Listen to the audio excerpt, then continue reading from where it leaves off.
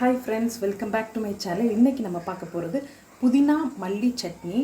இது வந்து புதினா மல்லி சட்னி வந்து தேங்காய் இல்லாமல் எப்படி பண்ணலான்னு பார்க்கலாம். வாங்க இதுக்கு தேவையான பொருட்கள் பார்க்கலாம். நான் வந்து உளுந்து 2 டேபிள் ஸ்பூன் வந்து எடுத்து வச்சுருக்கேன். அப்புறம் புதினா வந்து ஒரு கைப்பிடி அளவு க்ளீன் பண்ணி எடுத்து வச்சுருக்கேன். இதுக்கு காரத்துக்கு தேவையான பச்சை மிளகாய் நான் இப்போ 3 மிளகாய் போட்டிருக்கேன். நாங்கள் கொஞ்சம் ஸ்பைசியாக சாப்பிட்றதால 3 மிளகாய். உங்களுக்கு காரத்துக்கு ஏற்ப போல் நீங்கள் போட்டுக்கோங்க. ஒரு பெரிய வெங்காயத்தை இந்த கியூப் சைஸில் கட் பண்ணி வச்சுருக்கேன். ஒரு தக்காளி, ஒரு 6 பல் பூண்டு, மல்லி ஒரு கைப்பிடி அளவு. வாங்க அது எப்படி பண்ணலான்னு பார்க்கலாம். பேன் ஆன் பண்ணிக்கோங்க. இதுக்கு தேவையான அளவு எண்ணெய் ஊற்றிக்கோங்க.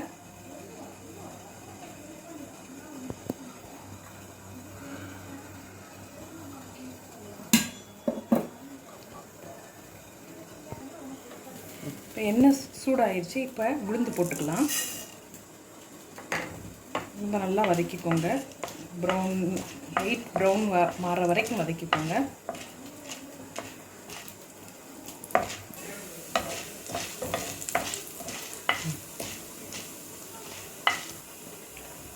இப்போ லைட் ப்ரௌன் ஆயிடுச்சு. இப்போ நம்ம பச்சை மிளகாய் போட்டுக்கலாம். பச்சை மிளகாய் வதங்கிடுச்சு. இப்போ நான் பூண்டு போட்டுக்கிறேன். பூண்டை நல்லா வதக்கிடுங்க. பூண்டு வதங்கினோடனே நான் இப்போ ஆனியன் போட்டுக்கிறேன். ஆனியன் வதங்கிடுச்சு. இப்போ நான் தக்காளி போட்டுக்கிறேன். உங்களுக்கு தக்காளி சீக்கிரம் வதங்கணும்னா ஒரு பிஞ்ச் சால்ட் போட்டுருங்க, திக்காக வதங்கிடும். இப்போ தக்காளி வதங்கிடுச்சு. புதினா போட்டுக்கலாம். இப்போ புதினா போட்டேன். ரொம்ப வதங்கணும்னு அவசியம் இல்லை. சும்மா ஒரு 2 சாட்டை மட்டும் பண்ணுங்கள்.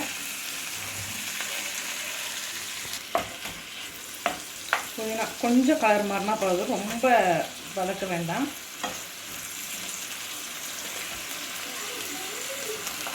இப்போ ஒரு 1 மினிட் நான் வதக்கியிருக்கேன். புதினா கலர் மாறுறதுக்கு லைட்டாக அது வதங்கினாலே போதும். இப்போ நம்ம மல்லி இலை போட்டு ஒரு 30 செகண்ட்ஸில் ஆஃப் பண்ணிடலாம். ஒரு வதக்கி